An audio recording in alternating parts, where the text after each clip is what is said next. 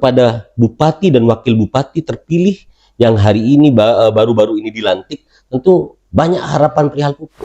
Juga ada oknum-oknum dari Panja itu yang juga misalkan ya, ada juga punya kios misalkan, ada rekanan distributor misalkan, bekerja untuk masyarakat atau mau jadi tiktoker kan ya, begitu. Bukan hanya dinas pertanian, karena di situ juga ada dari DPRD tidak ada keseriusan dalam penanganan kasus pupuk ini. Panja ini apa sih fungsinya kan begitu? Assalamualaikum warahmatullahi wabarakatuh. Ini adalah podcast pertama kali Portal Probolinggo. Kali ini eksklusif bersama Gubernur Lira Jawa Timur, yaitu Abang Samsudin.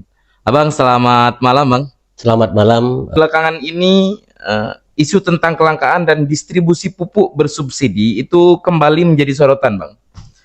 Terutama di wilayah Probolinggo. Dari sudut pandang Lira, apa masalah utama yang menyebabkan pupuk bersubsidi itu sulit diakses oleh petani, Bang? Menurut Abang nih. Ya, terima kasih.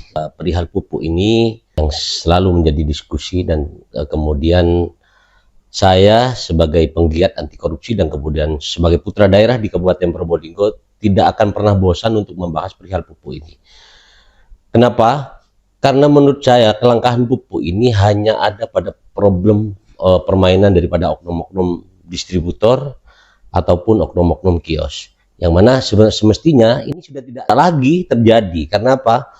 Perihal pupuk ini kita sudah sampaikan temuan-temuan data melalui RDP di Dewan. Kami juga sudah pernah ketemu dengan Kajari, Kapolres, dan pemerintah Kabupaten Probolinggo.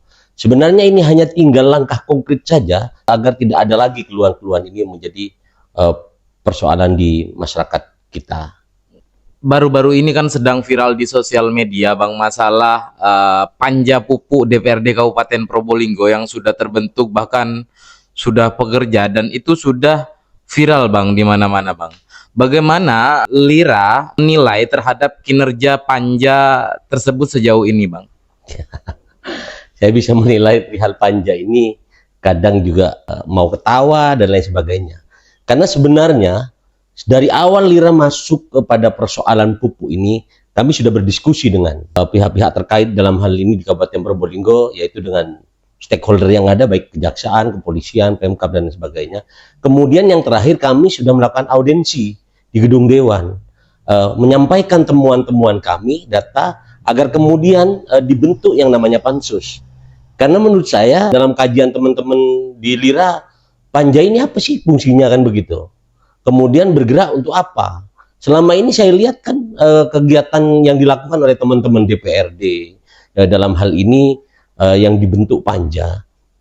Menurut saya ya hanya sebatas apa ya, kegiatan yang juga langkah konkretnya sampai hari ini belum ada. Menurut saya sebaiknya dievaluasi, karena di awal sebenarnya saya tidak meminta bahwa ini harus dibentuk pansus. Kenapa? Karena kalau pansus itu dibentuk bisa melibatkan semua stakeholder.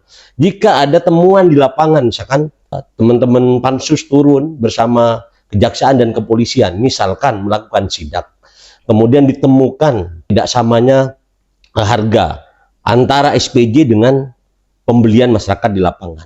Semestinya ini sudah menjadi temuan tindak pidana, baik itu tindak pidana umum ataupun tindak pidana korupsi. Kalau misalkan pansus itu bisa serius saja, misalkan mau merekomendasikan, bahkan itu sudah bisa mencabut izin-izin daripada oknum-oknum kios dan oknum distributor. Namun hari ini saya lihat, dan sangat prihatin saya juga melihatnya ketika melihat teman-teman dari Dewan membentuk panja. Apa sih panja? Panja itu kan fungsinya apa gitu loh. Kan tidak ada yang kemudian membuat rekomendasi detail. Karena di dalam panja itu, di dalam tatip Dewan itu yang ada pansus, bukan panja. Kan begitu. Nah, ketika saya lihat kegiatan panja hari ini, saya lihat di media sosial, kemudian langkah konkretnya tidak ada, maka saya mempunyai pendapat bahwa panja tersebut ini tidak ada langkah konkret. Kemudian menurut saya lebih baik ini juga dibubarkan saja. Kenapa dibentuk panja? Kenapa? Sampai hari ini tidak ada satupun yang diekspos oleh teman-teman panja yang kemudian melakukan sidak di lapangan, kemudian ada hal sifatnya yang sudah direkomendasikan baik kepada penegak hukum ataupun kepada pemerintahan ataupun kepada PI yang sudah dicabut izinnya atau diproses tindak pidananya. Oleh karena itu, menurut saya harusnya teman-teman dari Dewan ini lebih konkret. Kalau saya lihat selama ini melakukan sidak dan bahkan setelah disidak pun ada oknum kios yang sampai hari ini masih menjual harga pupuk itu di atas harga HIT. Artinya kan ini dianggap lelucon saja oleh oknum-oknum tersebut gitu loh. Sehingga apa? Setelah disidak oleh Panja, oknum kios berpikiran bahwa oh, disidak Panja tidak ada tindakan, tidak ada langkah-langkah baik sifatnya istilah pelanggaran administrasi ataupun pelanggaran tindak pidana. Oleh karena itu, saya menilai bahwa teman-teman dari DPRD tidak ada keseriusan dalam penanganan kasus pupuk ini. Padahal langkahnya sudah sederhana dan langkah yang harus diambil hanya satu langkah saja sudah bisa selesai persoalan pupuk ini. Maka kami menilai bahwa Panja ini makanya apa istilahnya hanya terkesan membangun pencitraan. Makanya saya minta kepada teman-teman DPRD khususnya Panja yang dibentuk, jika memang tidak ada langkah konkret, janganlah dibuang-buang anggaran kemudian bentuk Panja jalan ke sana sini kemudian tidak ada langkah konkretnya. Maka saya minta kepada teman-teman Dewan, kalau memang ini berpihak kepada masyarakat, lakukan langkah konkret. Atau kalau memang teman-teman Panja ini hanya mau menjadi TikToker, ya silakan teruskan jalan saja. Tetapi perlu diingat bahwa mereka itu adalah pejabat publik yang seharusnya mereka lebih paham bagaimana regulasi itu harus dilakukan begitu deh. Berarti ini bisa dikatakan bahwa kerja Panja selama berbulan-bulan ini percuma dan tidak ada efek bagi masyarakat atau bagaimana Bang menurut? Kalau menurut saya sebagai aktivis ya, kemudian sebagai putra daerah di Kabupaten Probolinggo tidak ada gunanya. Karena Panja itu hanya terkesan bahwa membangun pencitraan hanya membuat panggung dengan menggunakan anggaran negara. Apakah teman-teman Panja itu lupa bahwa mereka hari ini sebagai dewan, kemudian sebagai pejabat publik, sebagai fungsi kontrol pemerintahan, mereka digaji dari uang rakyat. Jadi harus mengambil langkah yang konkret. Jangan hanya membangun pencitraan, sidak ke sana, sidak ke sini. Tapi apa langkah konkret yang diberikan hari ini? Kemudian, adakah Panja itu sudah merekomendasikan tentang beberapa oknum kios atau beberapa oknum distributor yang sudah dicabut izinnya? Atau adakah dari kegiatan Panja selama ini yang turun sana sini ini kemudian ada rekomendasi kepada penegak hukum bahwa ini ada pelanggaran tindak pidana terkait dugaan pemalsuan dokumen misalkan? Karena kan kalau misalkan nanti langkah Panja itu tidak ada kepastian atau teman-teman dewan tidak ada keseriusan, maka saya pastikan sebagai putra daerah Kabupaten Probolinggo, sebagai aktivis di Jawa Timur, maka saya akan pastikan Lira yang akan mengambil langkah dan akan melaporkan dugaan tindak pidana baik tindak pidana korupsi ataupun tindak pidana pemalsuan dokumen pada oknum-oknum kios dan oknum-oknum distributor. Bahkan jika diperlukan, kami akan kaji bahwa ada dugaan tindak pidana korupsi, kami akan laporkan PI. Karena kami lihat di situ juga ada oknum pengawas PI yang terlibat. Ada penjualan pupuk abal-abal, ada penekanan pada oknum kios, ada penekanan pada oknum distributor. Apa selama ini PI tidak tahu? Tapi menurut dugaan saya, mereka bukan tidak tahu, tapi sengaja menutup-nutupi. Nah, oleh karena itu sampai kapan masyarakat Probolinggo ini gitu loh. Nah, sedangkan kita teman-teman Lira di Jawa Timur menyoal di beberapa daerah, misalkan saya ambil contoh Lumajang. Setelah disoal, mereka serentak berubah harga dan tidak ada permainan-permainan. Nah, kalau hari ini dengan adanya Panja ini menurut saya kan semacam lelucon gitu. Kenapa? Setelah Panja turun, disidak kiosnya, setelah mereka tidak ada, kemudian menjual harga pupuk di atas harga HIT. Jika ingin bukti, Lira akan sediakan buktinya itu. Jika memang Panja tidak bisa bekerja maksimal. Baik, ini tadi ada yang menarik Bang. Tadi Abang bilang bahwa Panja ini tidak ada di dalam tatip DPRD. Yang ada pansus. Apakah bisa dibilang bahwa Panja ini adalah produk ilegal Bang?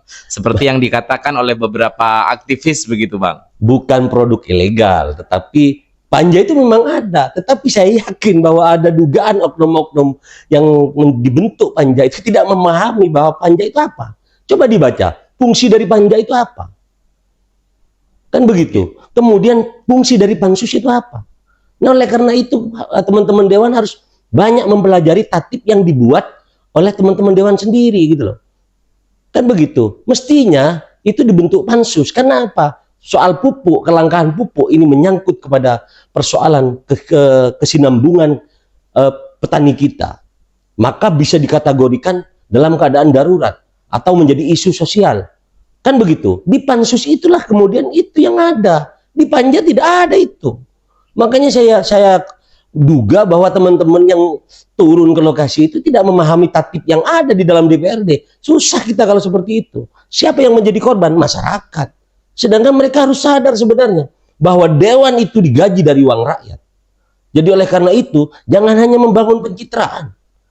Harus mengambil langkah konkret. Tetapi sampai hari ini berapa bulan Panja dibentuk?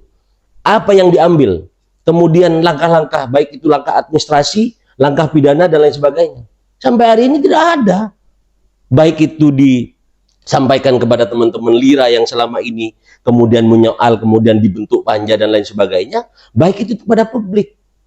Kita lihat di beberapa hari ini teman-teman Panja mau bekerja untuk masyarakat atau mau jadi tiktoker, kan begitu. Baik, ini juga ada yang sangat menarik ini. Ini kan Panja ini cukup banyak anggotanya, Bang, dan juga tidak semua terlihat bekerja begitu. Ya mungkin semua mereka bekerja, tapi yang terlihat hanya beberapa. Apakah juga ada indikasi atau dugaan Panja ini juga bermain di dalam itu? Jo, kalau misalkan apa yang dilakukan oleh teman-teman Panja sidak sana sini kemudian tidak ada tindakan yang konkret, maka patut diduga bahwa ada dugaan permainan-permainan itu, atau bahkan juga ada oknum-oknum dari Panja itu yang juga misalkan ya ada juga punya kios misalkan, ada rekanan distributor misalkan. Kenapa? Karena sampai hari ini Panja bekerja berbulan-bulan tidak ada langkah satupun yang sudah diambil. Kemudian di mana coba diekspos atau disampaikan kepada masyarakat? Apakah ada oknum kios yang sudah diproses penegak hukum dalam dugaan misalkan pemalsuan SPJ misalkan? Misalkan nih, kita temukan, Lira punya bukti di 24 kecamatan. Dari sekian ratus kios itu kita punya data bahwa SPJ sesuai dengan harga HIT. Pada faktanya kami sudah mengantongi pernyataan masyarakat bahwa pembelian masyarakat dari tahun ke tahun sampai hari ini tidak ada satupun yang sesuai dengan harga HIT. Kalaupun ada hari ini harga di 120 per sak misalkan, berarti satu kintalnya masih 240. Harga HIT-nya berapa? Sudah jelas bisa diakses di media sosial. Kalau misalkan mereka pura-pura nggak paham tentang itu, kan begitu.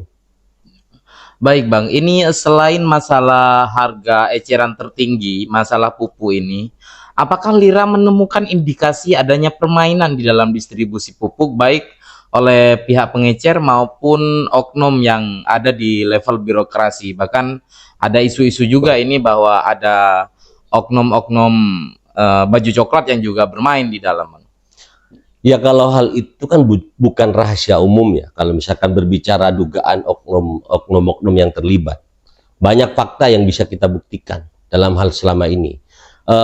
Ketika berbicara dugaan monopoli, kenapa ada permainan harga pupuk yang menjadi melambung mahal, kemudian ada kelangkaan pupuk.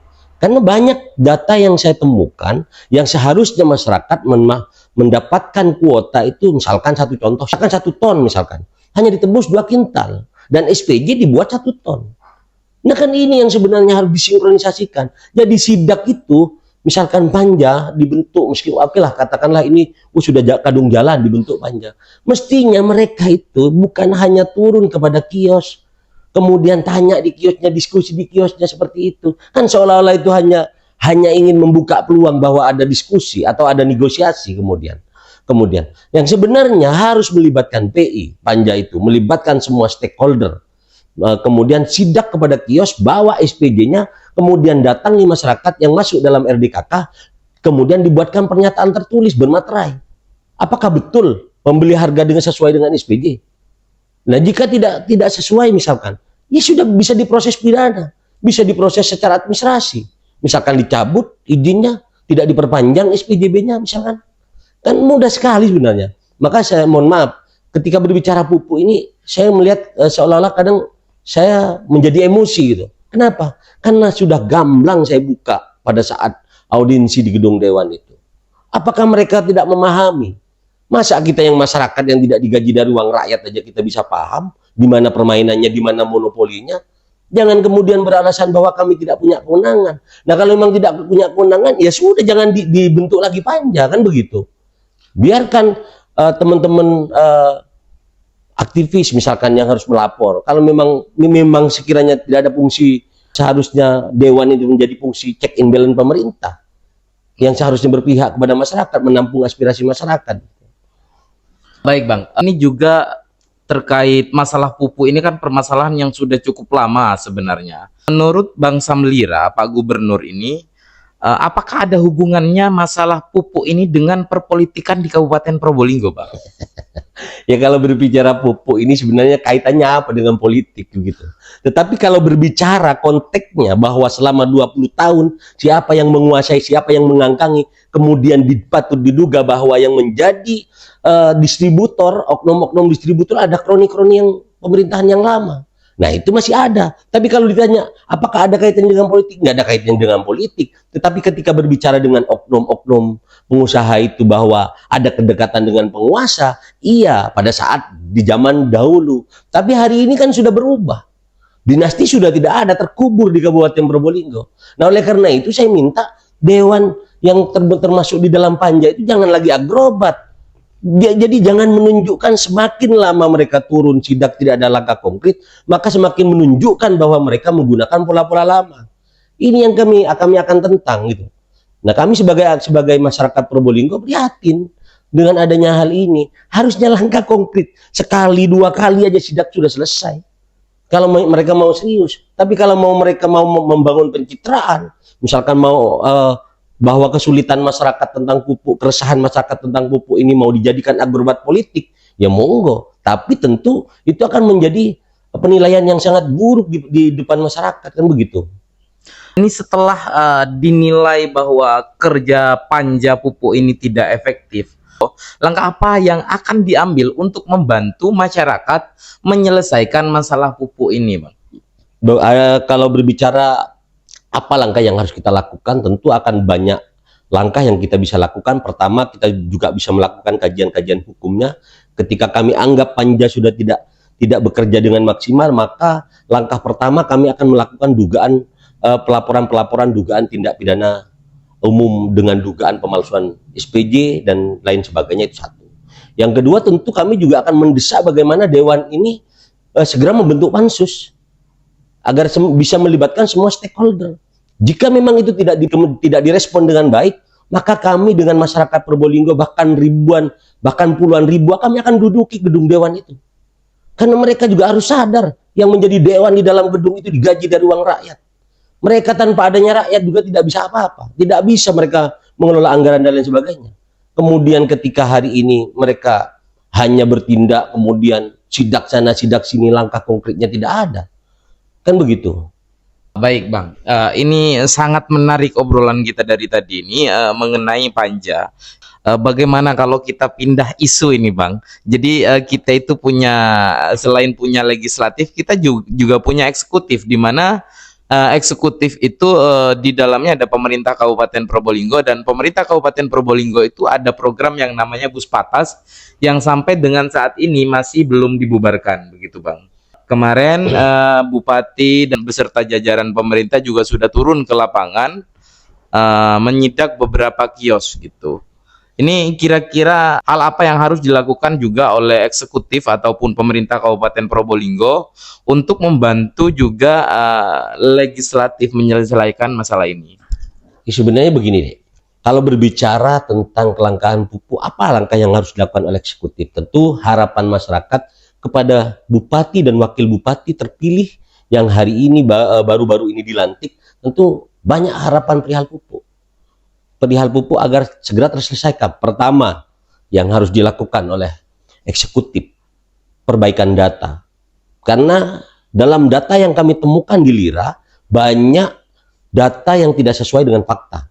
Contoh, misalkan ada masyarakat yang masuk dalam RDKK, di lapangan mereka hanya mempunyai tanah setengah hektar atau bisa tidak sampai setengah hektar misalkan, tetapi mendapatkan kuota pupuk dalam hitungan 2 hektar.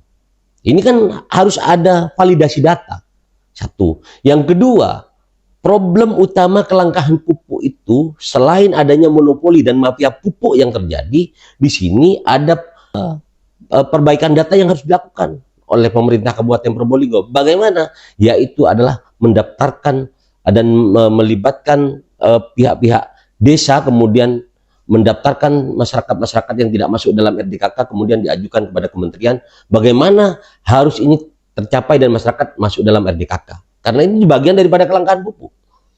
Langkah yang harus dilakukan ketika berbicara pencegahan pada oknum-oknum ini sederhana. Sederhana sekali. Kenapa? Rekomendasi terkait perpanjangan SPJB itu ada pada eksekutif. Baik. Ada pada eksekutif gitu. Jadi tinggal dinas-dinas terkait tidak memperpanjang SPJB-nya, oknum-oknum distributor, oknum-oknum kios, selesai sebenarnya gitu. Masalahan pupuk ini sudah cukup lama gitu. Nah, menurut Gubernur Lira, Bang Samsudin ini, apakah perlu ada evaluasi dari Dinas Pertanian gitu? Ada nggak kira-kira? Dinas Pertanian kaitan dengan pupuk ini hanya istilahnya pengelolaan data, pengajuan kepada kementerian. Kemudian setelah turun data RDKK yang di-SK-kan oleh gubernur, kemudian yang sudah turun dari kementerian melakukan penyampaian kepada distributor-distributor dan lain sebagainya. Nah, oleh karena itu saya minta di situ ketika berbicara konteksnya dinas ini ya bukan hanya dinas pertanian, karena di situ juga ada Dispindak perihal jual beli pupuk ini. Ada juga di situ. Nah, dinas pertanian ya harus mengevaluasi bagaimana sekiranya masyarakat yang tidak masuk dalam RDKK yang betul-betul mempunyai sawah di bawah 2 hektar ya harus dimasukkan, didaftarkan pada dalam RDKK.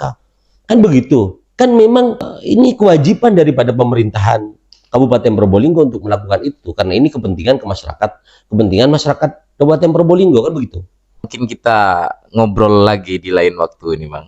Siap deh. Nah, baik, Bang. Terima kasih, Ya, Bang Sam. sama-sama.